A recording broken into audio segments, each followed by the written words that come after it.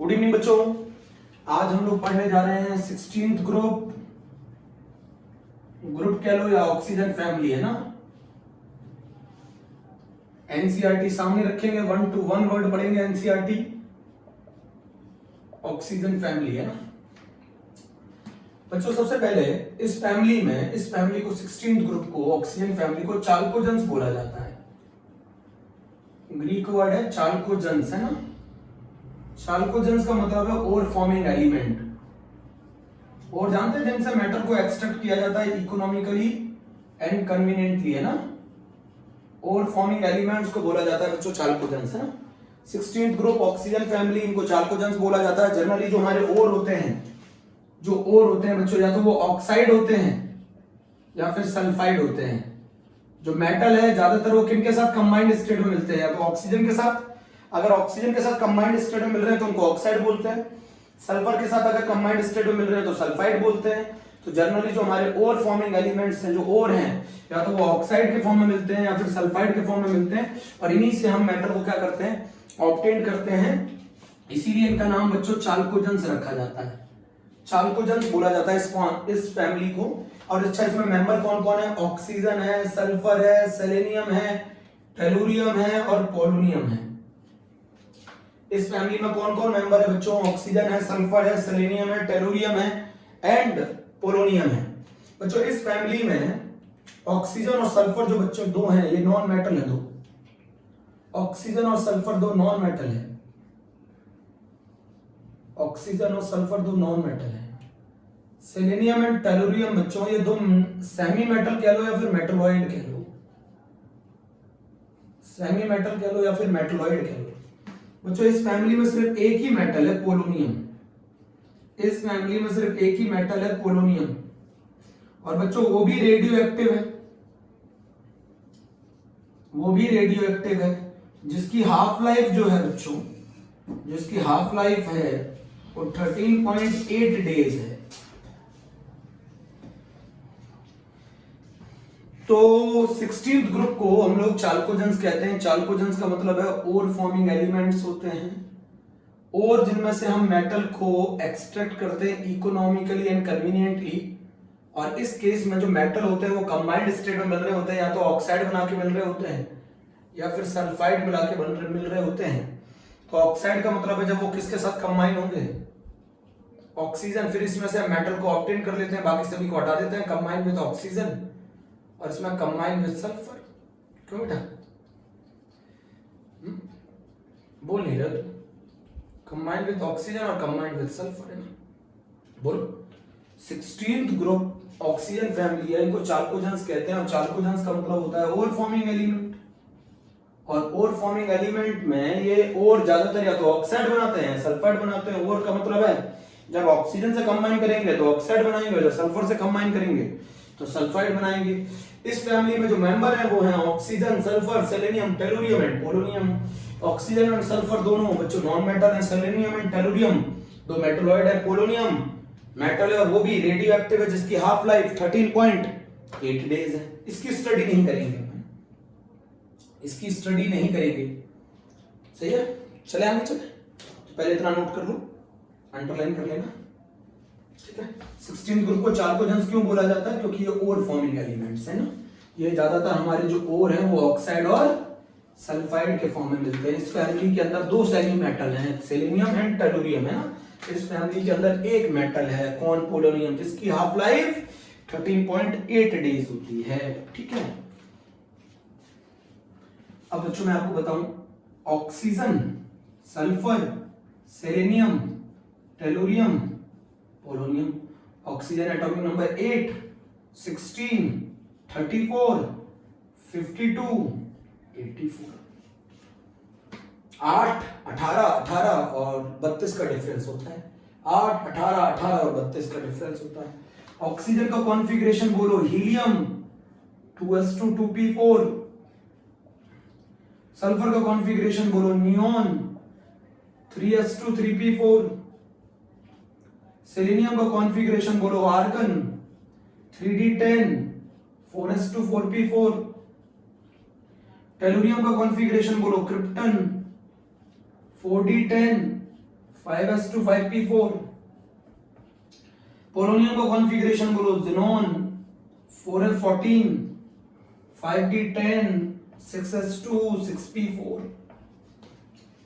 क्योंकि outer most shell में कितने इलेक्ट्रॉन होते हैं? अंडरलाइन आउटर मोस्ट शेल को अंडरलाइन कर दो मेरे प्यारे बच्चों। इनके आउटर मोस्ट शेल में कितने इलेक्ट्रॉन होते हैं? इनके आउटर मोस्ट शेल में 6 इलेक्ट्रॉन होते हैं। इनके आउटर मोस्ट शेल में 6 इलेक्ट्रॉन होते हैं। इनका जो जर्नल इलेक्ट्रॉनिक कॉन्फ़िगरेशन फार्मूला हो गया वो हो गया ns2 np4। इनका journal electronic configuration ns2 np4 हो गया। इनके वैलेंस इलेक्ट्रॉन कितने हो गए बच्चों? 6 हो गए। नोट करो। 16th ग्रुप ऑक्सीजन फैमिली, इनका journal electronic configuration ns2 np4 हो गया। इस फैमिली में ऑक्सीजन एंड सल्फर बच्चों दो नॉन मेटल हैं। इस फैमिली में ऑक्सीजन एंड सल्फर दो नॉन मेटल हैं। सेलेनियम एंड टेलुरियम दो मेटलॉइड हैं। और इस फैमिली में इकलौता मेटल है, इस फैमिली में इकलौता मेटल है पोलोनियम। ठीक है, पहले इतना नोट करो। इस फैमिली को, ऑक्सीजन फैमिली को क्या बोला जाता है बच्चों? चाल्कोजेंस बोला जाता है। चाल्कोजेंस का क्या मतलब होता है? ओवर फॉर्मिंग एलिमेंट्स, है ना, ओवर फॉर्मिंग एलिमेंट्स। याद करने का तरीका क्या था? उसी से टेपो, उसी से टेपो। पोलोनियम रेडियो एक्टिव होता है। ठीक है, यहां तक की बात क्लियर है शायद, मुझे लगता है।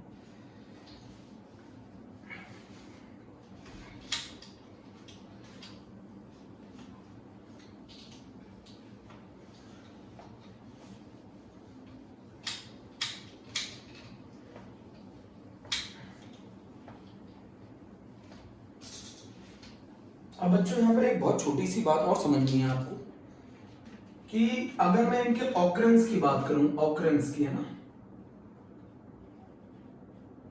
तो मैं सबसे पहले बताना चाहूंगा oxygen is the most abundant element in the earth crust. Oxygen is the most abundant element in earth crust, है ना। अर्थ क्रस्ट में पाया जाने वाला सबसे मोस्ट अबंडेंट एलिमेंट कौन है? ऑक्सीजन। सेकंड नंबर पे कौन है? सिलिकॉन। थर्ड नंबर पे कौन है? एल्यूमिनियम। हमारी अर्थ क्रस्ट में पाया जाने वाला सबसे ज्यादा पाया जाने वाला एलिमेंट कौन सा है? हमारा oxygen. Oxygen is the most abundant element in the earth crust. Second number पे सिलिकॉन, थर्ड नंबर पे एल्यूमिनियम। कौन सा मेटल सबसे ज्यादा मिलता है अर्थ क्रस्ट में? एल्यूमिनियम। बच्चों ऑक्सीजन जो है वो एयर में 21% बाय वॉल्यूम मिलती है। 21% बाय वॉल्यूम हमारी ऑक्सीजन अर्थ क्रस्ट में मिलती है। हमारी सॉरी, अब जो हमारी ऑक्सीजन है वो एयर में 21% बाय वॉल्यूम मिलती है, और हमारी ऑक्सीजन जो है वो अर्थ क्रस्ट में 46.6% बाय मास मिलती है। अर्थ के अपर सरफेस को बोला जाता है अर्थ क्रस्ट। जो ऊपर वाली लेयर होती है ना अर्थ की, उसी को बोला जाता है अर्थ क्रस्ट। और अर्थ क्रस्ट में 46.6% बाय मास ऑक्सीजन मिलती है, और एयर में 21% बाय वॉल्यूम मिलती है। तो oxygen is the most abundant element in the earth crust, and silicon is the second most abundant element in the earth crust, and third number पे aluminium, and the most abundant metal in the earth crust is aluminium, है ना। And air के अंदर हमारी oxygen 21% by volume मिलती है। Main source क्या है ऑक्सीजन का? फोटोसिंथेसिस। जो प्लांट्स हैं वो क्या करते हैं? कार्बन डाइऑक्साइड लेते हैं और ऑक्सीजन छोड़ते हैं, और वो ऑक्सीजन हम लोग यूज करते हैं सांस लेने में। क्यों? Oxygen is the most abundant element in the earth crust. Silicon is the second most abundant element in the earth crust. Aluminium is the third. Air के अंदर ऑक्सीजन 21% बाय वॉल्यूम मिलती है। अर्थ क्रस्ट के अंदर oxygen 46.6% by mass मिलती है। अब बच्चों बात आती है हमारा जो सल्फर है बच्चों, हमारा जो सल्फर है, हमारा जो सल्फर है, सब समझेंगे। हमारा जो सल्फर है वो बहुत कम मिलता है, 0.03% से 0.1% के लगभग मिलता है। हमारा जो सल्फर है वो किसके फॉर्म में मिलता है? कंबाइंड स्टेट में मिलता है एज अ सल्फेट। सल्फेट का मतलब होता है SO4-2, है ना। सल्फेट का SO4-2। अब जैसे पहला हो गया जिप्सम। आपका हाथ टूट जाता है ना, फिर आप लगा लेते हो प्लास्टर ऊपर, वो इसी से बना होता है। Gypsum is CaSO4.2H2। Epson magnesium का सॉल्ट है सल्फेट का, MgSO4.7H2। एक और दे रखा है एनसीईआरटी में, barite, barite is barium sulphate, BaSO4। तो सल्फर नेचर में सल्फेट के फॉर्म में भी मिलता है और सल्फाइड के फॉर्म में भी मिलता है। सल्फाइड का मतलब जानते हो नहीं जानते? इस फैमिली के अंदर, इस फैमिली के अंदर एक पॉइंट लिखा देता हूं, इस फैमिली के अंदर काम का पॉइंट, काम का पॉइंट KKP लिख लो, नोट करके नहीं लिखेंगे आजकल, हम लिखेंगे काम का पॉइंट है, ठीक है। इस फैमिली के अंदर -2 ऑक्सीडेशन स्टेट पोलोनियम नहीं शो करता, इसीलिए पोलोनियम आइड नहीं बनाएगा। जैसे ऑक्सीजन ऑक्साइड बनाता है, सल्फर सल्फाइड बनाता है, सेलेनियम सेलुराइड बनाता है, टेलियम टेलुराइड बनाता है, बट पोलोनियम नहीं बनाएगा क्योंकि वो मेटल होता है और उसके नेगेटिव ऑक्सीडेशन स्टेट शो करने की टेंडेंसी बहुत कम होती है। अब सल्फाइड का मतलब S-2 है। अब हमारा सल्फर सल्फाइड के फॉर्म में भी कंबाइंड स्टेट में एग्जिस्ट करता है, जैसे PbS, इसको कहते हैं गलीना, है ना, लेड सल्फाइड को। फिर ZnS, इसको कहते हैं जिंक ब्लेंड, ये जिंक का ऊर भी है। और हम जैसे एक और कहते हैं कॉपर पायराइड या चाल्को पायराइड, CuFeS2, कॉपर पायराइड और चाल्को पायराइड, कॉपर पायराइड और चाल्को पायराइड बनाते हैं। तो सल्फाइड के फॉर्म में भी हमारा सल्फर हमें मिलता है। ऑर्गेनिक मटेरियल के अंदर भी हमारा सल्फर प्रेजेंट होता है। जानते हैं, जब हमारे प्याज खाने में जो प्याज हम जब काटते हैं तो जो आंसू आते हैं वो सल्फर की वजह से आते हैं। ऑर्गेनिक कंपाउंड्स के अंदर भी सल्फर प्रेजेंट है, जैसे बालों में प्रेजेंट है, हेयर में प्रेजेंट है, वुल में प्रेजेंट है, सही है, प्रोटीन में प्रेजेंट है, एग में प्रेजेंट है, सुन रहे, प्रोटीन में प्रेजेंट है, एग में प्रेजेंट है, वुल में प्रेजेंट है, हेयर में प्रेजेंट है हमारा। कौन, जल्दी बोलो, ओनियन में प्रेजेंट है, लहसुन में भी होता है, गार्लिक में भी होता है। सल्फर ऑर्गेनिक मटेरियल में भी प्रेजेंट होता है, जैसे एयर हो गया, वुल हो गया, प्रोटीन हो गया, एग हो गया, ओनियन हो गया, गार्लिक हो गया, मस्टर्ड हो गया। तो जो सल्फर है वो हमारा नेचर में सल्फेट के फॉर्म में भी मिलता है, सल्फाइड के फॉर्म में भी मिलता है और ऑर्गेनिक मटेरियल के अंदर भी मिलता है। नोट कर लो बच्चों, इसको अंडरलाइन कर लेना, बच्चों इसको अंडरलाइन कर लेना। तो 16th ग्रुप का जनरल इलेक्ट्रॉनिक कॉन्फ़िगरेशन NH2NP4 है, इनके वैलेंस इलेक्ट्रॉन 6 होते हैं। इस फैमिली को चाल्कोजेंस बोला जाता है और चाल्कोजेंस का मतलब होता है ओवर फॉर्मिंग एलिमेंट है। ऑकरेंस जो है सल्फर की वो 0.03 से 0.1% है और सल्फर हमारा जो नेचर में है वो सल्फेट के फॉर्म में मिलता है एज वेल एज सल्फाइड के फॉर्म में मिलता है। सल्फेट के फॉर्म में वो जिप्सम मिलाता है, बनाता है, इप्सम बनाता है, एज वेल एज बेराइड बनाता है। सल्फाइड के फॉर्म में PbS बनाता है, ZnS बनाता है, कॉपर पायराइड बनाता है। ऑर्गेनिक सब्सटेंस जैसे हेयर है, वुल है, प्रोटीन है, एग है, ओनियन है, गार्लिक है, मस्टर्ड है, इन सभी के अंदर भी सल्फर प्रेजेंट होता है।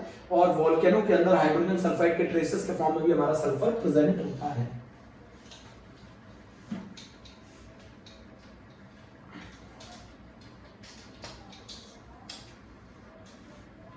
तो ये 16th ग्रुप मेंबर हैं। ऑक्सीजन और सल्फर इस फैमिली में नॉन मेटल है, बाकी इस फैमिली के अंदर सब मेटल है। नहीं, बाकी ऑक्सीजन और सल्फर दो नॉन मेटल है और सेलेनियम एंड टेलुरियम दो मेटलॉइड है और पोलोनियम इसमें एक मेटल है। अब जरा मैं बात करता हूँ बच्चों, नेचर में जो सेलेनियम है और जो टेलुरियम है वो किसके फॉर्म में मिलता है? Metal selenide and metal telluride in sulphide ore, है ना, इन सल्फाइड ओर। बच्चों जो पोलोनियम है वो थोरियम और यूरेनियम के डिके से मिलता है। ये ऑकरेंस है जो एनसीईआरटी में दे रखी होगी शायद। सेलेनियम और जो टेलुरियम है वो मेटल सेलेनाइड और मेटल टेलुराइड के फॉर्म में सल्फाइड ओर के अंदर प्रेजेंट होता है। जो पोलोनियम है वो थोरियम और यूरेनियम के डिके से बनता है। इतना बच्चों पहले आप लोग नोट कर लो, थोरियम और यूरेनियम के डिके से बनता है। अब बच्चों हम फिजिकल प्रॉपर्टीज पढ़ने जा रहे हैं। अब बच्चों यहाँ पर एक बहुत इंपॉर्टेंट पॉइंट आता है, वो पॉइंट ये है कि जो 16th ग्रुप के मेंबर है, जो उसमें जो ऑक्सीजन है, आपको सबसे पहले ये बताओ फिजिकल प्रॉपर्टीज अगर आप पढ़ रहे हो, आप कौन सी प्रॉपर्टी पढ़ रहे हो? फिजिकल प्रॉपर्टीज पढ़ रहे हो। और फिजिकल प्रॉपर्टीज में सबसे पहली प्रॉपर्टी है जनरल इलेक्ट्रॉनिक कॉन्फ़िगरेशन। आप जानते हो इनका जनरल इलेक्ट्रॉनिक कॉन्फ़िगरेशन NS2Np4 होता है। ये वैलेंस इलेक्ट्रॉन इनके कितने होते हैं? 6। अगर हम बात करें एटॉमिक साइज की, है ना, तो बच्चों टॉप टू बॉटम जाते वक्त नंबर ऑफ शेल बढ़ जाती हैं। नंबर ऑफ शेल बढ़ेंगी तो साइज बढ़ेगा, no exception. Top to bottom जाते वक्त नंबर ऑफ शेल बढ़ेंगी, साइज बढ़ेगा। इस फैमिली का सबसे छोटा मेंबर ऑक्सीजन है। ऑक्सीजन सबसे छोटा है, स्मॉलेस्ट इन साइज। ऑक्सीजन सबसे छोटा है। मैं यहां पर बताना चाहूंगा सेकंड पीरियड के मेंबर्स का, second period element having exceptional behavior as compared to the rest of the element,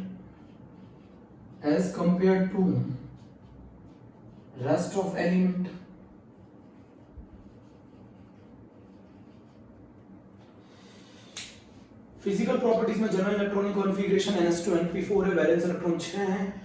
atomic size down the group जाने पर नंबर ऑफ शेल बढ़ती हैं, साइज बढ़ता है। ऑक्सीजन इस फैमिली में सबसे छोटा मेंबर है साइज में, और सेकंड पीरियड के मेंबर्स का बिहेवियर बाकी मेंबर से अलग होता है। ऐसा क्यों है?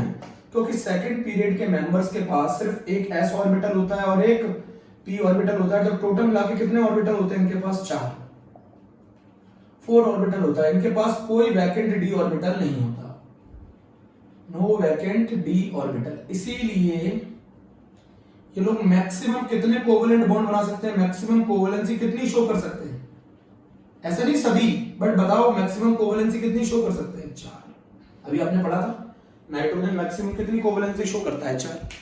तो सेकंड पीरियड के मेंबर्स के पास एक s ऑर्बिटल होता है, 3 p ऑर्बिटल होते हैं, टोटल 4 ऑर्बिटल होते हैं। उनके पास कोई वैकेंट d ऑर्बिटल नहीं होता, वो मैक्सिमम कोवेलेंसी 4 शो कर सकते हैं, जो आपने पढ़ी है HNO3 के अंदर। N डबल बॉन्ड O और H, और यहाँ पर एक कोऑर्डिनेट बॉन्ड, तो इसकी 4 मैक्सिमम कोवेलेंसी है।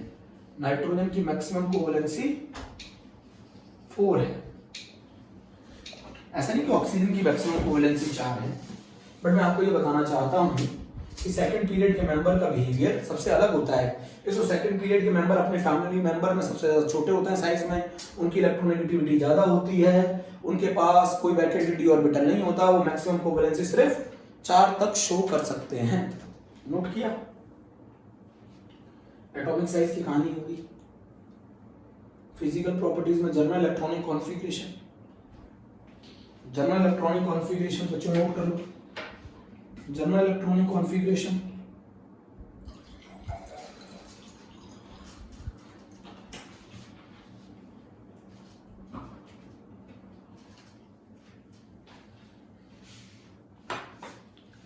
नोट किया? अब बच्चों एक चीज बताओ, आयोनाइजेशन एनर्जी अगर हम पढ़ें, अगर हम लोग आयोनाइजेशन एनर्जी पढ़ते हैं, किसी भी आइसोलेटेड गैसियस एटम के आउटर मोस्ट शेल में से इलेक्ट्रॉन को निकालने के लिए जितनी एनर्जी दी जाती है उसी को आयोनाइजेशन एनर्जी बोलते हैं। और आपको अच्छी तरह मालूम है आयोनाइजेशन एनर्जी जो होती है वो साइज के इनवर्सली प्रोपोर्शनल होती है ना? आयोनाइजेशन एनर्जी साइज के इनवर्सली प्रोपोर्शनल होती है, और आयोनाइजेशन एनर्जी ज्यादा होती है अगर पड़ोसी में कॉन्फ़िगरेशन S2 मिल जाए, P3 मिल जाए, तो half filled and fully filled configuration मिल जाए तो आयोनाइजेशन एनर्जी बढ़ जाती है। तो आयोनाइजेशन एनर्जी इलेक्ट्रॉनिक कॉन्फ़िगरेशन पे भी डिपेंड करती है। चलो पहले बात करते हैं oxygen, sulphur, selenium, tellurium and polonium. तो डाउन द ग्रुप आने पर, टॉप टू बॉटम आने पर साइज बढ़ेगा तो आयोनाइजेशन एनर्जी कम होगी। तो इस फैमिली में आयोनाइजेशन एनर्जी सबसे ज्यादा ऑक्सीजन की, देन सल्फर की, देन सेलेनियम की, देन टेलुरियम की, देन पोलोनियम की। फिजिकल प्रॉपर्टीज पढ़ रहे हैं, आयोनाइजेशन एनर्जी का ऑर्डर ये है। तो इस फैमिली में सबसे ज्यादा आयोनाइजेशन एनर्जी ऑक्सीजन की, देन सल्फर की, देन सेलेनियम की, देन टेलुरियम की, देन पोलोनियम की। इस फैमिली में सबसे ज्यादा आयोनाइजेशन एनर्जी ऑक्सीजन की, देन सल्फर की, देन सेलेनियम की, देन टेलुरियम की, देन पोलोनियम की। अब बच्चों बात आ गई है, इससे ये तो इस फैमिली की बात हो गई, फैमिली मतलब इस ग्रुप की बात हो गई है ना। टॉप टू बॉटम जाओगे साइज बढ़ेगा तो आयोनाइजेशन एनर्जी कम होगी। अच्छा अब मुझे ये बताओ, ये जो कंसेप्ट है ना ये कहां देखा जाता है, ये कंसेप्ट कहां देखा जाता है? पड़ोसी में देखा जाता है। जैसे ऑक्सीजन का पड़ोसी कौन है? बताओ जरा, ऑक्सीजन का पड़ोसी कौन है? या तो ऑक्सीजन का पड़ोसी नाइट्रोजन है या फिर एंड फ्लोरीन है। क्यों? अच्छा ये बताओ, ऑक्सीजन, ऐसा नहीं कि ऑक्सीजन का कंपैरिजन तुम कार्बन से कर लो, ऐसा नहीं हो सकता क्योंकि उसका पड़ोसी नहीं है। एक तुमने नाइट्रोजन ले लिया, एक तुमने ऑक्सीजन ले लिया। अच्छा ये बताओ, वैसे ज्यादा किसका होना चाहिए था आयोनाइजेशन एनर्जी? ऑक्सीजन की। क्यों ज्यादा होनी चाहिए थी? साइज इसका बड़ा है। साइज, अगर मैं साइज का ऑर्डर लगाऊं तो लेफ्ट टू राइट जाने पे साइज कम होता है, तो नाइट्रोजन का साइज बड़ा है, तो आयोनाइजेशन एनर्जी का ऑर्डर क्या होना चाहिए था? नाइट्रोजन की आयोनाइजेशन एनर्जी ऑक्सीजन से कम होनी चाहिए थी। साइज का ऑर्डर ये है तो आयोनाइजेशन एनर्जी का ऑर्डर ये होना चाहिए था, बट ये ऑर्डर गलत है। क्यों गलत है? क्योंकि नाइट्रोजन का कॉन्फ़िगरेशन हीलियम 2s2 2p3 होता है और इसका जो कॉन्फ़िगरेशन होता है वो हीलियम 2s2 2p4 होता है। तो ये बताओ आयोनाइजेशन एनर्जी 1 किसकी ज्यादा होगी? बताओ, ये पड़ोसी का कॉन्फ़िगरेशन कहीं ये तो नहीं आ रहा, p3 आ रहा है, p3 आ रहा है तो हाफ फील्ड आ रहा है, हाफ फील्ड आ रहा है तो स्टेबिलिटी ज्यादा होगी, स्टेबिलिटी ज्यादा होगी तो इसमें से इलेक्ट्रॉन निकालना मुश्किल है। इसीलिए सभी को मालूम है नाइट्रोजन की फर्स्ट आयोनाइजेशन एनर्जी ऑक्सीजन से ज्यादा होती है। बट कार्बन और ऑक्सीजन का कंपैरिजन नहीं हो सकता क्योंकि कार्बन का पड़ोसी नहीं है ऑक्सीजन। कंपैरिजन पड़ोसी का होता है। कार्बन का जो पड़ोसी है वो नाइट्रोजन है, कार्बन का कंपैरिजन नाइट्रोजन से हो सकता है, कार्बन का कंपैरिजन बोरोन से हो सकता है, बट कार्बन का कंपैरिजन ऑक्सीजन से नहीं हो सकता क्योंकि वो उसका पड़ोसी नहीं है। बात समझो मेरी बिल्कुल बात समझ लो। तो नाइट्रोजन वैसे ज्यादा, ये बताओ साइज का ऑर्डर ये है, आयोनाइजेशन एनर्जी का ऑर्डर ये होना चाहिए था, बट ये नहीं होता, ये होता है क्योंकि नाइट्रोजन हाफ फील्ड है, हाफ फील्ड है तो एक्स्ट्रा स्टेबिलिटी है, एक्स्ट्रा स्टेबिलिटी है तो इलेक्ट्रॉन निकालने में मुश्किल आएगी। जितनी इलेक्ट्रॉन निकालने में मुश्किल आएगी एनर्जी उतनी ज्यादा होगी, समझो मेरी बात। बट अगर मैं यहाँ पर सेकंड आयोनाइजेशन एनर्जी की बात करूं, आयोनाइजेशन एनर्जी 2 की बात करूं, 2 का मतलब है आप लोग एक इलेक्ट्रॉन निकाल चुके हैं। एक इलेक्ट्रॉन निकालने के बाद नाइट्रोजन बन जाएगा N+, ऑक्सीजन बन जाएगा O+। अब इसमें से जो इलेक्ट्रॉन निकालोगे वो कहलाएगा, उसको लिए निकाली जाएगी एनर्जी आयोनाइजेशन एनर्जी 2। इसमें से भी आयोनाइजेशन एनर्जी 2। अब ऑक्सीजन का जो कॉन्फ़िगरेशन हो जाएगा वो हो जाएगा हीलियम 2s2 2p3, सही है। और नाइट्रोजन का जो कॉन्फ़िगरेशन हो जाएगा वो हो जाएगा हीलियम 2s2 2p2। मुझे जरा बताओ किस में से इलेक्ट्रॉन निकालना मुश्किल है? नाइट्रोजन में से निकालना मुश्किल है कि ऑक्सीजन में से? अब ऑक्सीजन का कॉन्फ़िगरेशन हो गया हाफ फील्ड, अब ऑक्सीजन का कॉन्फ़िगरेशन हो गया हाफ फील्ड, अब ऑक्सीजन का कॉन्फ़िगरेशन हाफ फील्ड हो गया। अब सेकंड इलेक्ट्रॉन जो निकालना मुश्किल है वो ऑक्सीजन में से निकालना मुश्किल है क्योंकि ऑक्सीजन एक इलेक्ट्रॉन देने के बाद हाफ फील्ड हो जाता है। इसकी वजह से आयोनाइजेशन एनर्जी जो 2 है, जो आयोनाइजेशन एनर्जी 2 है वो नाइट्रोजन की कम होती है और ऑक्सीजन की ज्यादा होती है, समझो मेरी बात। सेकंड इलेक्ट्रॉन को निकालने में जो एनर्जी खर्च होती है उसे आयोनाइजेशन एनर्जी 2 कहते हैं। फर्स्ट इलेक्ट्रॉन को निकालने में जो एनर्जी खर्च होती है वो आयोनाइजेशन एनर्जी 1 कहलाती है। फॉर एग्जांपल, अगर आप X में से इलेक्ट्रॉन निकालोगे तो ये कहलाएगी आयोनाइजेशन एनर्जी 1, अगर आप X+ में से इलेक्ट्रॉन निकालोगे तो ये कहलाएगी आयोनाइजेशन एनर्जी 2, और अगर आप X+2 में से इलेक्ट्रॉन निकालोगे तो ये कहलाएगी आयोनाइजेशन एनर्जी 3। मेरी बात समझो। तो आयोनाइजेशन एनर्जी जो 1 है वो नाइट्रोजन की ज्यादा होती है ऑक्सीजन से, बट आयोनाइजेशन एनर्जी 2 जो है वो ऑक्सीजन की ज्यादा होती है नाइट्रोजन से। बच्चों प्लीज नोट कर लिया जाए इस बात को। X का मतलब ये X है, पहला इलेक्ट्रॉन निकालोगे तो न्यूट्रल एटम में से निकलता है, दूसरा इलेक्ट्रॉन निकालोगे तो एक प्लस वाले में से निकलता है, तीसरा इलेक्ट्रॉन निकालोगे तो +2 में से निकलता है। और आप लोगों को अच्छी तरह मालूम है आयोनाइजेशन एनर्जी 1 से ज्यादा आयोनाइजेशन एनर्जी 2 होती है और आयोनाइजेशन एनर्जी 2 से ज्यादा आयोनाइजेशन एनर्जी 3 होती है। It is correct for all elements, it is correct for all elements. जल्दी से नोट कर लो, जल्दी से नोट कर लो। नोट किया? फिजिकल प्रॉपर्टीज पढ़ रहे हैं बेटा, फिजिकल प्रॉपर्टीज पढ़ रहे हैं। घबराने का नहीं, बिल्कुल भी अच्छे से समझ में आएगा। एनसीईआरटी को सामने रखना है, 1 to 1 वर्ड क्लियर करके देना है ना।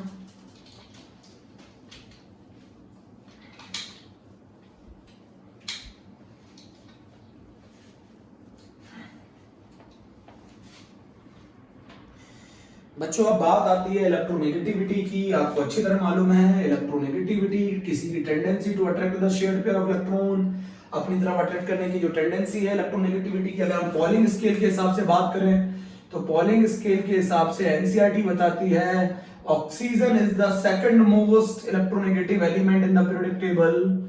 Oxygen is the second most electronegative element in the periodic table. Oxygen जो है हमारा सेकंड मोस्ट इलेक्ट्रोनेगेटिव एलिमेंट है पीरियोडिक टेबल के अंदर। Oxygen second most electronegative element है पीरियोडिक टेबल के अंदर और इसकी इलेक्ट्रोनेगेटिविटी 3.5 होती है। इसकी इलेक्ट्रोनेगेटिविटी 3.5 आती है। इलेक्ट्रोनेगेटिविटी कम हो जाती है टॉप टू बॉटम जाने पर। इलेक्ट्रोनेगेटिविटी कम हो जाती है टॉप टू बॉटम जाने पर। साइज बढ़ेगा। मेटल के केस में वैसे ही इलेक्ट्रोनेगेटिविटी कम होती है। इलेक्ट्रोनेगेटिविटी नॉन मेटल की टेंडेंसी शेयर्ड पेयर को अपनी तरफ अट्रैक्ट करने की। इस फैमिली में सबसे ज्यादा इलेक्ट्रोनेगेटिव एलिमेंट ऑक्सीजन है, देन सल्फर है, देन सेलेनियम है, देन टेलुरियम है। पोलोनियम की इलेक्ट्रोनेगेटिविटी बहुत कम होती है, इसीलिए वो नेगेटिव ऑक्सीडेशन स्टेट शो नहीं करता। पोलोनियम की इलेक्ट्रोनेगेटिविटी एनसीईआरटी ने मेंशन कर रखी होगी। पोलोनियम की इलेक्ट्रोनेगेटिविटी बेटा बहुत कम होती है, उसकी बहुत कम होती है, इसीलिए पोलोनियम क्या नहीं शो करता, नेगेटिव ऑक्सीडेशन स्टेट शो नहीं करता।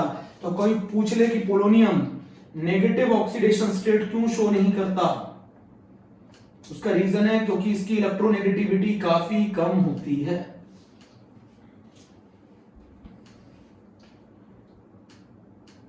सुन लिया? तो oxygen, sulphur, selenium, tellurium, polonium. तो oxygen is the most electronegative element, small in size. Oxygen की दो प्रॉपर्टी बहुत ध्यान रखनी है, small in size and highly electronegative. Highly electronegative. Oxygen छोटा होता है साइज में और हाईली इलेक्ट्रोनेगेटिव होता है। ठीक है, तो इलेक्ट्रोनेगेटिविटी अगर हम पॉलिंग स्केल से देखें तो oxygen is the most second most electronegative element in the periodic table. उससे सबसे ज्यादा फ्लोरीन होता है जिसकी इलेक्ट्रोनेगेटिविटी 4 होती है। ऑक्सीजन का साइज छोटा होता है अपनी फैमिली में, उसकी इलेक्ट्रोनेगेटिविटी सबसे ज्यादा होती है। बच्चों अब हम सबसे ज्यादा इंपॉर्टेंट क्वेश्चन पढ़ने जा रहे हैं।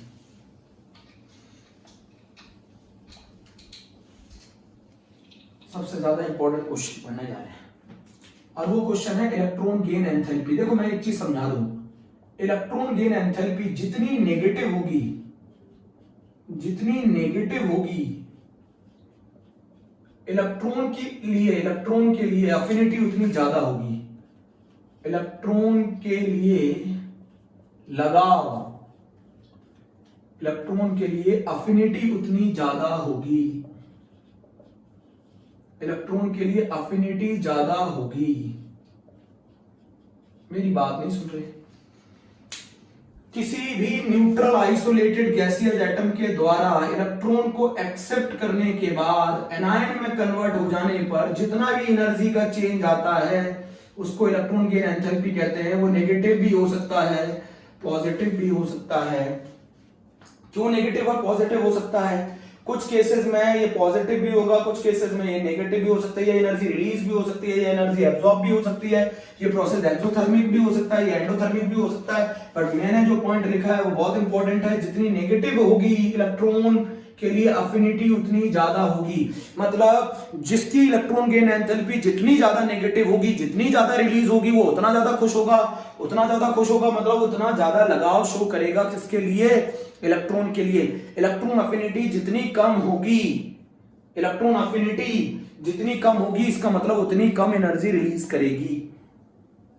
सुनिए, जितनी नेगेटिव होगी इलेक्ट्रॉन के लिए अफिनिटी उतनी ज्यादा होगी। ये एनर्जी जितनी ज्यादा, इलेक्ट्रॉन गेन एंथैल्पी जितनी रिलीज होगी, इलेक्ट्रॉन गेन एंथैल्पी जितनी रिलीज होगी तो नेगेटिव होगी, उतनी ज्यादा इलेक्ट्रॉन अफिनिटी होगी, उतनी ज्यादा इलेक्ट्रॉन अफिनिटी होगी।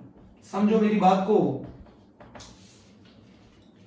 ये बताता है कि इलेक्ट्रॉन गेन एंथैल्पी की वैल्यू जितनी ज्यादा नेगेटिव आएगी उतना ज्यादा वो इलेक्ट्रॉन के लिए अट्रैक्शन शो करेगा।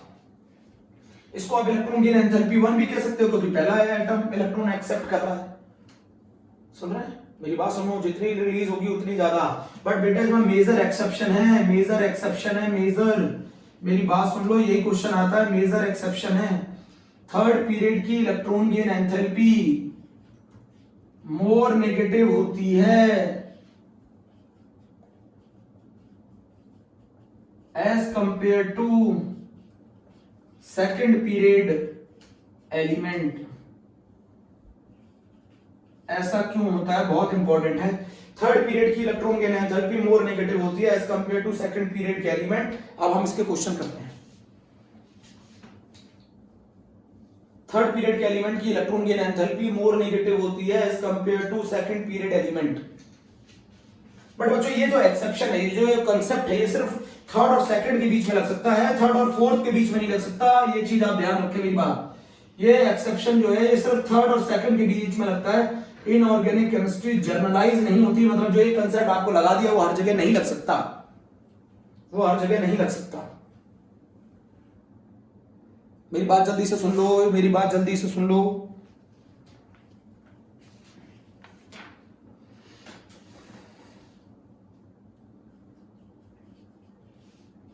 मोर नेगेटिव इलेक्ट्रॉन गेन एंथैल्पी सबसे ज्यादा किसकी इलेक्ट्रॉन गेन एंथैल्पी होती है? सल्फर की, फिर सेलेनियम की, फिर टेलोरियम की, फिर पोलोनियम की, फिर सबसे लास्ट में ऑक्सीजन की।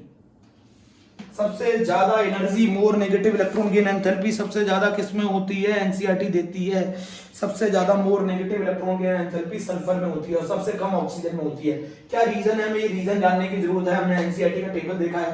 थर्ड पीरियड के electron gain enthalpy second period के मेंबर से ज्यादा होती है, नेगेटिव होती है, मतलब थर्ड पीरियड के एटम इलेक्ट्रॉन को ज्यादा तेजी से एक्सेप्ट करते हैं as compare to second period और ज्यादा एनर्जी रिलीज करते हैं। रीजन समझते हैं बेटा? मैंने क्या, अब ये क्वेश्चन क्या पूछा जाता है समझो, पहले क्वेश्चन समझो, क्वेश्चन फ्रेम करना सीखो कि क्वेश्चन क्या पूछा जाता है। क्वेश्चन पूछा जाता है कि sulphur having more negative electron gain enthalpy than oxygen। Sulphur की electron gain enthalpy more negative होती है देन ऑक्सीजन। मतलब सल्फर और ऑक्सीजन में से इलेक्ट्रॉन को एक्सेप्ट कौन जल्दी कर लेगा? मुझे जल्दी बताओ, सल्फर और ऑक्सीजन में से इलेक्ट्रॉन को कौन जल्दी एक्सेप्ट कर लेगा? सल्फर और ऑक्सीजन में से इलेक्ट्रॉन को कौन जल्दी एक्सेप्ट कर लेगा? सीधा सा आंसर है सल्फर, क्योंकि सल्फर की electron gain enthalpy more negative है। उसका रीजन बताता हूं आपको मैं। बच्चों ऑक्सीजन जो है, ऑक्सीजन अब ये देखो दोस्तों, ऑक्सीजन भी एक इलेक्ट्रॉन लेना चाहता है और O- में कन्वर्ट होना चाहता है, और इसकी इलेक्ट्रॉन गेन एंथैल्पी जो है वो है माइनस के 141 किलो जूल पर मोल। सही है, इतनी एनर्जी रिलीज करता है। सल्फर भी एक इलेक्ट्रॉन एक्सेप्ट करके S- में कन्वर्ट होना चाहता है। इसकी जो इलेक्ट्रॉन गेन एंथैल्पी है वो माइनस के 200 किलो जूल पर मोल है। क्वेश्चन हमसे ये पूछ रहा है कि सल्फर की electron gain enthalpy more negative क्यों है? रीजन बताता हूं। ऑक्सीजन के केस में साइज छोटा होता है और ऑक्सीजन के केस में साइज छोटा होता है। आउटर मोस्ट शेल में कितने इलेक्ट्रॉन है? 1 2 3 4 5 6। तो ये जो इनकमिंग इलेक्ट्रॉन आ रहा होता है ना, ये जो इनकमिंग इलेक्ट्रॉन आ रहा होता है ना, इसको ऑक्सीजन के केस में ज्यादा रिपल्शन मिलता है। तो ऑक्सीजन के केस में due to small size there is a high inter electronic repulsion, there is a high inter electronic repulsion for incoming electron by the existing electron। बच्चों साइज, ऑक्सीजन का size छोटा है, reason बता रहा हूं। Oxygen का size छोटा है, रीजन बता रहा हूं। ऑक्सीजन का साइज छोटा है, साइज छोटा है तो ज्यादा रिपल्शन प्रोवाइड करते हैं कौन? ये जो ऑलरेडी एग्जिस्टिंग इलेक्ट्रॉन है, ये एग्जिस्टिंग इलेक्ट्रॉन ज्यादा रिपल्शन प्रोवाइड करते हैं इस इनकमिंग इलेक्ट्रॉन को।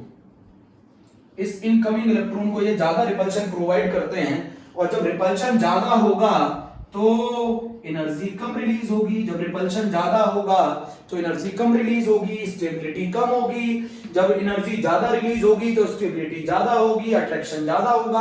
अट्रैक्शन होने पर एनर्जी ज्यादा रिलीज करती है, रिपल्शन होने पर एनर्जी कम रिलीज करती है। ऑक्सीजन का साइज छोटा होने की वजह से उसके इनकमिंग इलेक्ट्रॉन को एग्जिस्टिंग इलेक्ट्रॉन ज्यादा रिपल्शन प्रोवाइड करते हैं, जिसकी वजह से एनर्जी उतनी रिलीज नहीं हो पाती जितनी होनी चाहिए थी। इसी वजह से ये एक एक्सेप्शन है। सल्फर की electron gain enthalpy more negative होती है एज कंपेयर टू ऑक्सीजन। आपको मैं वैल्यू भी याद करा रहा हूं।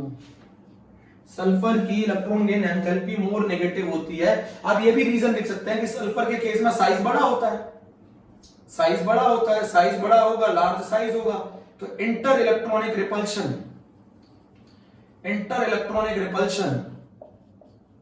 Between existing electron and incoming electron कम होगा, इनकमिंग इलेक्ट्रॉन के बीच में कम होगा, लेस होगा।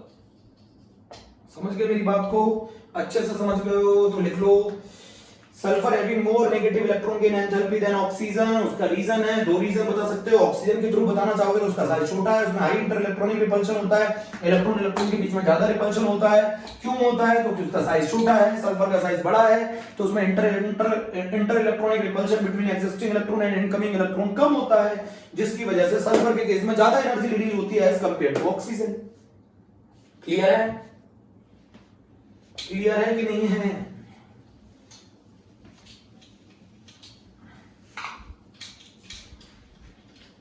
क्लियर है कि नहीं है?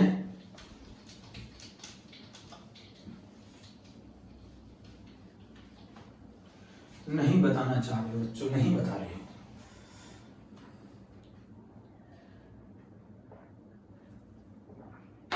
बच्चों में एक और क्वेश्चन का आंसर बता दूं। फ्लोरीन एंड क्लोरीन में से क्लोरीन की electron gain enthalpy more negative होती है। क्लोरीन की electron gain enthalpy more negative होती है। वही सेम रीजन।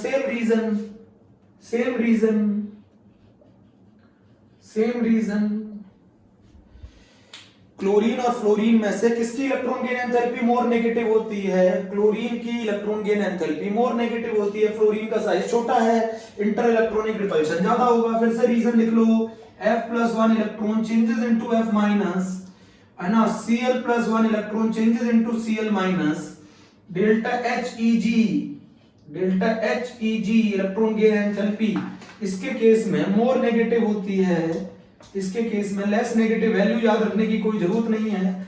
क्यों मोर नेगेटिव होती है? क्योंकि फ्लोरीन का साइज स्मॉल साइज होता है, साइज छोटा होगा, स्मॉल साइज होता है, हाई, जल्दी जल्दी लिखा करो, हाई इंटर इलेक्ट्रॉनिक रिपल्शन होगा।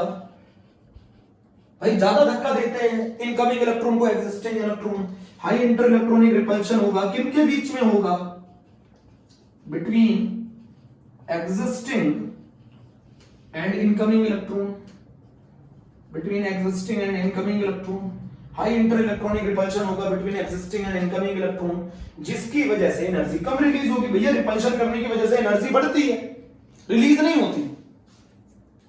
तो फ्लोरीन का साइज छोटा है। बच्चों मैं यहां एक बात और लिखना चाहूंगा, 17th ग्रुप की ज्यादा टेंडेंसी होती है इलेक्ट्रॉन को एक्सेप्ट करने की as compare to 16th group. इसीलिए 17th ग्रुप की electron gain enthalpy more negative होगी as compare to 16th group की इलेक्ट्रॉन गेन एंथैल्पी के कंपैरिजन में। 17th ग्रुप की electron gain enthalpy more negative होगी as compare to 16th group, क्योंकि 17th group को एक इलेक्ट्रॉन की आवश्यकता है, तो वो बहुत ज्यादा तेजी से उस इलेक्ट्रॉन को एक्सेप्ट करना चाहेंगे। तो आप जरा ऑर्डर सुन लो, अच्छा क्वेश्चन करा रहा हूं।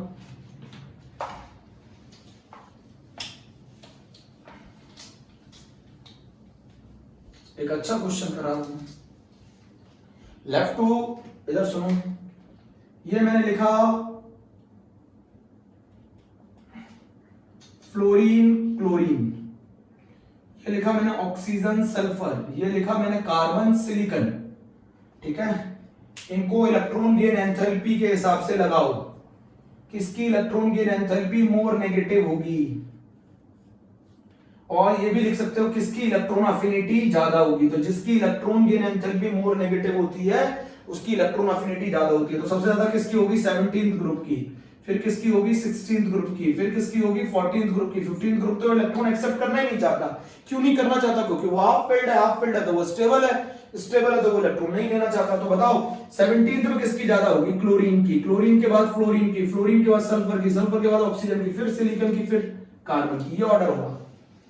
17th ग्रुप की ज्यादा होगी तो 17th में किसकी ज्यादा होती है? क्लोरीन की, फ्लोरीन से। 16th में किसकी ज्यादा होती है? सल्फर की, ऑक्सीजन से। 14th में किसकी ज्यादा होती है? सिलिकॉन की, कार्बन से।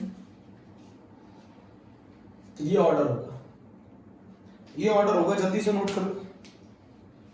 ये ऑर्डर होगा, जल्दी से नोट करो। एनसीईआरटी सब कुछ देती है, आप बस तरीके से पढ़ते नहीं।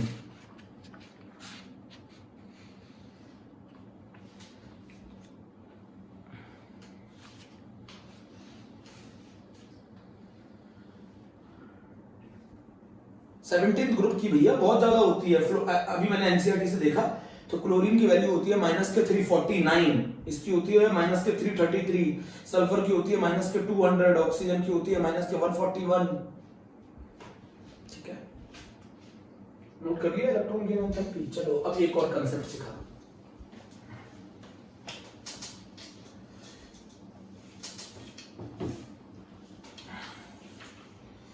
बच्चों मैं एक चीज यहां नोट करके लिख लेना चाहता हूं, काम का पॉइंट केकेपी, और वो ये लिख लेना चाहता हूं electron gain enthalpy 2 always positive होती है, electron gain enthalpy 3 always positive होती है, but electron gain enthalpy 1 negative भी हो सकती है, पॉजिटिव भी हो सकती है। समझाता हूं। जैसे ऑक्सीजन ने जो पहला इलेक्ट्रॉन गेन किया O माइनस में कन्वर्ट हुआ, डेल्टा एच Eg की वैल्यू जो आएगी वो आएगी -141 किलो जूल पर मोल। बट आपको मैं बता दूं जब O माइनस ने एक इलेक्ट्रॉन एक्सेप्ट किया और O-2 बनाया तो जो डेल्टा एच Eg2 की वैल्यू आएगी वो पॉजिटिव आएगी 800। ऐसा क्यों है? और इन दोनों का result net electron gain enthalpy जो है वो ऑलवेज पॉजिटिव होगी। क्यों होगी बताता हूं। ये जो O के ऊपर नेगेटिव चार्ज है, ये जो नेगेटिव है इसकी वजह से इलेक्ट्रॉन बढ़ गए, ऑक्सीजन ने एक इलेक्ट्रॉन एक्सेप्ट कर लिया, O- बन गया, तो ये नेगेटिव इस इलेक्ट्रॉन को क्या प्रोवाइड करेगा बच्चों? रिपल्शन प्रोवाइड करेगा, हाई रिपल्शन। जब ये रिपल्शन प्रोवाइड करेगा तो अब आपको एनर्जी देनी पड़ेगी, एनर्जी रिलीज नहीं होगी, एनर्जी देनी पड़ेगी इस इलेक्ट्रॉन को एक्सेप्ट कराने में। बच्चों जब ऑक्सीजन ने पहला इलेक्ट्रॉन एक्सेप्ट किया, O- बनाया तो एनर्जी रिलीज हुई, बट जब ऑक्सीजन ने O- के बाद एक और इलेक्ट्रॉन एक्सेप्ट किया तो उस केस में रिपल्शन ज्यादा होगा, रिपल्शन ज्यादा होगा तो आपको एनर्जी देनी पड़ेगी, रिलीज नहीं होगी। क्यों बच्चों? इस ऑक्सीजन के ऊपर नेगेटिव आ गया, नेगेटिव नेगेटिव को रिपेल करेगा, रिपेल करेगा तो एनर्जी आपको देनी पड़ेगी, रिलीज नहीं होगी, और जो टोटल इलेक्ट्रॉन गेन एंथैल्पी आती है वो पॉजिटिव आएगी। इसीलिए O से O-2 में कन्वर्ट करना डेल्टा एच Eg की वैल्यू पॉजिटिव क्यों आती है, समझ में आया? Net delta H Eg, net delta H Eg मतलब Eg1 प्लस Eg2 की वैल्यू पॉजिटिव क्यों आती है? बेटा रिपल्शन होता है बेटा, ऑक्सीजन पे नेगेटिव चार्ज आ गया, नेगेटिव नेगेटिव को क्या करेगा? रिपेल करेगा। बच्चों बहुत बार क्वेश्चन पूछा है, बहुत बार क्वेश्चन पूछा है, बहुत बार पूछा है नीट में, बहुत बार नीट में क्वेश्चन पूछा है। जो इलेक्ट्रॉन गेन एंथैल्पी 2 होती है वो पॉजिटिव होती है as compare to electron gain enthalpy 1। ऐसा क्यों हो जाता है? क्योंकि ऑक्सीजन ने एक इलेक्ट्रॉन गेन करने के बाद नेगेटिव आ जाएगा, नेगेटिव नेगेटिव को रिपेल करेगा, इसीलिए इलेक्ट्रॉन गेन एंथैल्पी 2 इसमें पॉजिटिव होती है। समझ गए? नोट कर लिया? चलो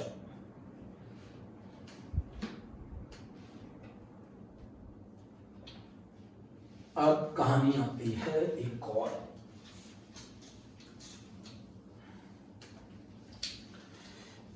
बच्चों नेचर में किस फॉर्म में मिलता है? नेचर में ऑक्सीजन जो होता है, नेचर में ऑक्सीजन, ऑक्सीजन के 2 एलोट्रॉप्स है। पहली चीज तो हम ये सीखते हैं, ऑक्सीजन के 2 एलोट्रॉप्स है, ऑक्सीजन के 2 एलोट्रॉप्स है, एक O2 है और एक O3 है। ये कलरलेस गैस है। अच्छा, ऑक्सीजन कलरलेस कलर्ड होती तो हमारी नाक लाल हरी और पीली नहीं हो जाती? कलरलेस गैस है। Ozone pale blue colour gas है।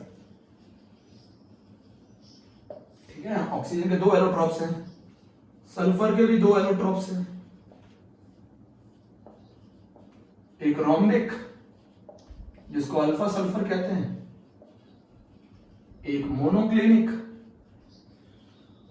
जिसे बीटा सल्फर कहते हैं, एक रोम्बिक जिसे अल्फा सल्फर कहते हैं, एक मोनोक्लिनिक जिसे बीटा सल्फर कहते हैं। सुन रहे? सल्फर के 2 एलोट्रॉप्स हैं, ऑक्सीजन के एलोट्रॉप्स हैं O2 एंड O3, सल्फर के 2 एलोट्रॉप्स हैं, rhombic sulphur and monoclinic sulphur, alpha sulphur and beta sulphur. अगर आप 369 केल्विन से ज्यादा टेम्परेचर कर देते हैं तो रोम्बिक सल्फर मोनोक्लिनिक में कन्वर्ट हो जाता है, ऐसा एनसीईआरटी में दिया हुआ है। अब आपको मैं बता दूं, ऑक्सीजन नेचर में O2 फॉर्म में मिलता है, ऑक्सीजन डायटोमिक होता है, बाकी सारे मेंबर सल्फर, सेलेनियम ये ऑक्टाएटॉमिक होते हैं, टेलुरियम ऑक्टाएटॉमिक होता है, ऑक्सीजन गैस होता है, ये सॉलिड होते हैं, ऑक्सीजन डायटोमिक होता है, सल्फर S8 और Se8 ऑक्टाएटॉमिक होता है। बहुत इंपॉर्टेंट है। क्राउन स्ट्रक्चर होता है सल्फर का या फिर पकड़ रिंग स्ट्रक्चर होता है, याद है? क्राउन स्ट्रक्चर होता है या फिर पकड़ रिंग स्ट्रक्चर होता है। ये जो एंगल होता है बच्चों, ये 107 डिग्री होता है, 107 डिग्री होता है। क्या स्ट्रक्चर बोलते हैं इसको? पकड़ रिंग स्ट्रक्चर, पकड़ रिंग स्ट्रक्चर या फिर क्राउन स्ट्रक्चर। किसका स्ट्रक्चर है बच्चों? S8 का स्ट्रक्चर है। इसके अंदर सल्फर की हाइब्रिडाइजेशन क्या होती है? sp3 होती है। इस केस में सल्फर की ऑक्सीडेशन स्टेट क्या होती है? 0 होती है। इस केस में सल्फर की वैलेंसी कितनी होती है? 2 होती है। सल्फर की वैलेंसी 2 होती है, 2 बॉन्ड बनाना है ना हर सल्फर। इसकी हाइब्रिडाइजेशन sp3 होती है। कैसे sp3 होती है? 2 lone pair, 2 sigma bond. sp3 hybridisation होती है, ऑक्सीडेशन स्टेट 0 होती है। तो सल्फर नेचर में S8 फॉर्म में मिलता है, जबकि ऑक्सीजन नेचर में O2 फॉर्म में मिलता है। ऑक्सीजन नेचर में O2 फॉर्म में मिलता है, सल्फर नेचर में S8 फॉर्म में मिलता है। क्यों मिलता है? रीजन समझते हैं। सल्फर नेचर में S8 फॉर्म में मिलता है, ऑक्सीजन नेचर में O2 फॉर्म में मिलता है। जरा समझो, जरा समझो बच्चों।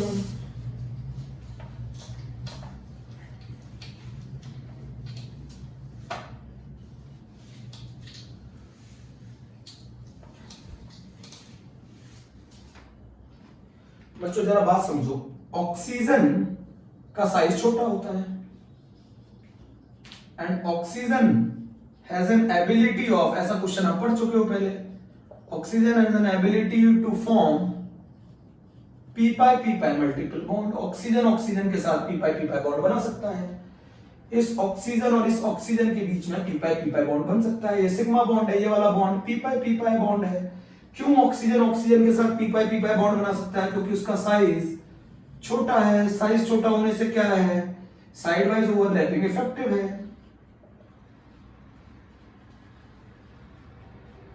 साइज छोटा है, साइड वाइज ओवरलैपिंग इफेक्टिव है। ऑक्सीजन का साइज छोटा है, उसकी एबिलिटी है p पाई बॉन्ड बनाने की, स्मॉल साइज है, साइड वाइज ओवरलैपिंग इफेक्टिव है। ऑक्सीजन का साइज छोटा है, उसकी साइड वाइज ओवरलैपिंग इफेक्टिव है। p pi bond small size, side wise overlapping effective है। सल्फर के साथ p पाई बॉन्ड नहीं बना सकता। सल्फर के साथ p पाई बॉन्ड नहीं बना सकता क्योंकि उसका साइज बड़ा है। और जब साइज बड़ा है तो सल्फर के साथ p पाई बॉन्ड नहीं बना सकता। इसीलिए नेचर में ऑक्सीजन O2 के फॉर्म में मिलता है। इसीलिए नेचर में सल्फर S8 फॉर्म में मिलता है। S8 फॉर्म में मिलता है। बच्चों एक चीज और पढ़ाऊंगा मैं, मॉलिक्यूलर ऑर्बिटल थ्योरी कहती है। जिन बच्चों ने पढ़ा होगा बॉन्ड ऑर्डर 11th में, उन्हें मालूम है इसके अंदर 2 अनपेयर्ड इलेक्ट्रॉन होते हैं। इन एंटी बॉन्डिंग पाई ऑर्बिटल, याद आया कि नहीं आया? मैंने बोला था 2 इवन नंबर के केसेस भी पैरामैग्नेटिक शो करते हैं, 16 और 10। दो अनपेयर्ड इलेक्ट्रॉन होते हैं इसके एंटी बॉन्डिंग पाई ऑर्बिटल में, इसीलिए O2 का नेचर पैरामैग्नेटिक होता है। मॉलिक्यूलर ऑर्बिटल थ्योरी ने समझाया था, बोलो पैरामैग्नेटिक होता है।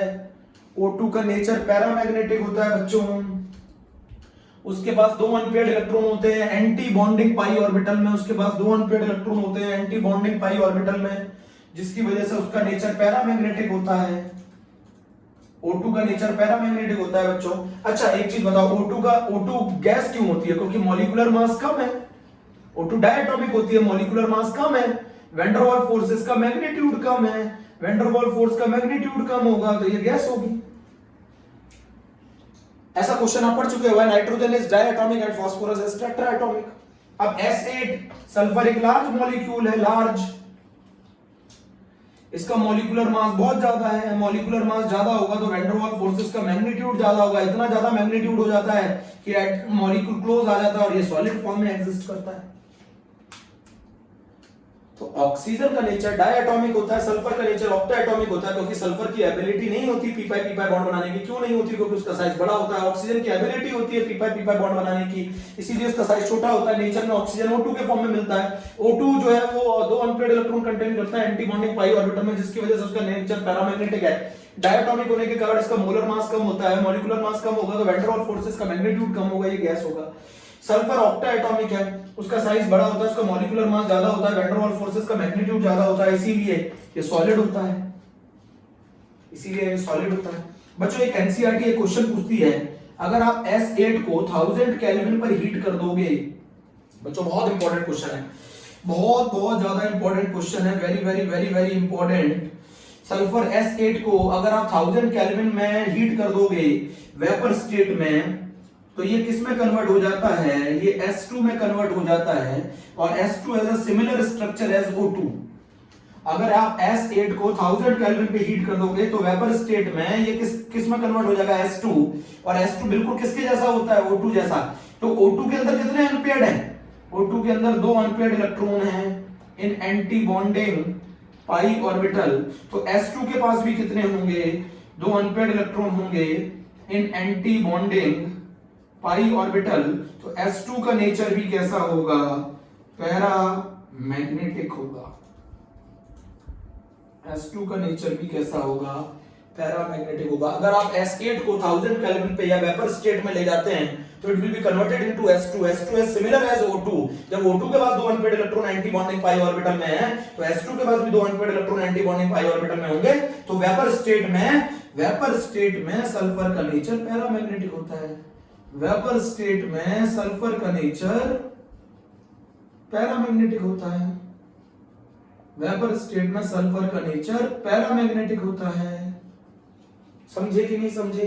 नोट कर लो बच्चों, जल्दी से नोट कर लो बच्चों।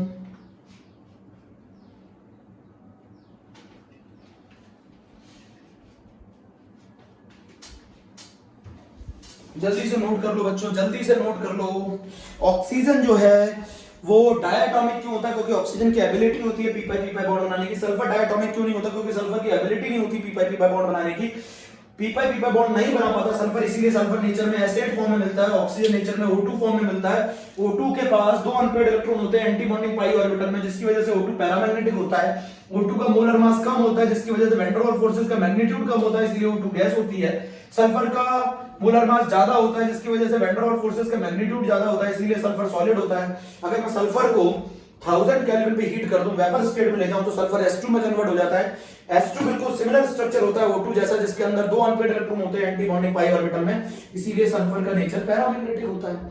सल्फर का नेचर वेपर स्टेट में पैरामैग्नेटिक क्यों होता है? क्या हम लोगों को क्लियर है? क्या सल्फर का वेपर स्टेट में नेचर पैरामैग्नेटिक होता है? क्या हम लोगों को क्लियर है?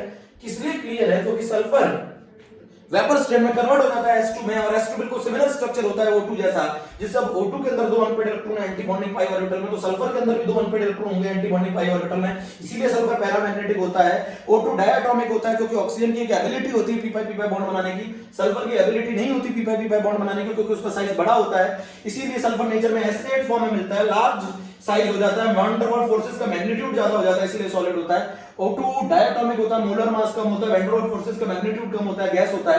MOT थ्योरी कहती है इसके पास दो अनपेयर्ड इलेक्ट्रॉन होंगे एंटी बॉन्डिंग पाई ऑर्बिटल में, इसलिए ये पैरामैग्नेटिक होगा। लिखा बच्चों?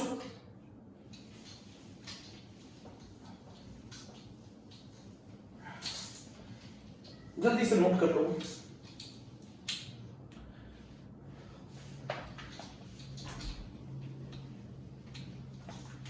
बच्चों अगर हम मेल्टिंग पॉइंट की बात करें तो डाउन द ग्रुप जाने पर मेल्टिंग पॉइंट क्या होता है बच्चों?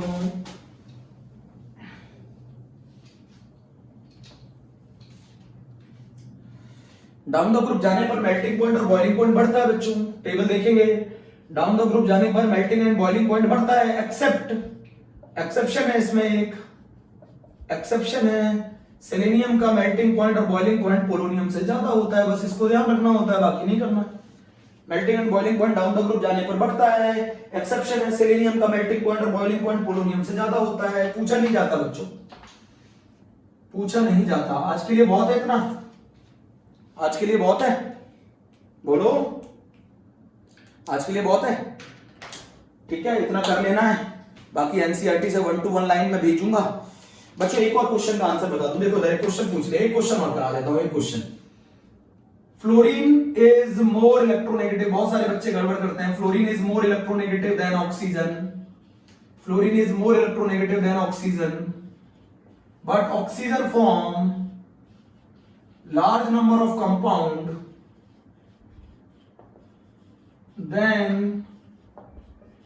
fluorine। ऑक्सीजन और फ्लोरीन में ऐसी क्या स्पेशल बात है कि फ्लोरीन के कंपैरिजन में ऑक्सीजन ज्यादा नंबर ऑफ कंपाउंड बनाता है, जबकि फ्लोरीन ज्यादा इलेक्ट्रोनेगेटिव है as compare to oxygen. But oxygen के कंपैरिजन में फ्लोरीन कम कंपाउंड बनाता है और ऑक्सीजन ज्यादा कंपाउंड बनाता है। इसका क्या रीजन है? बड़ा आसान रीजन है।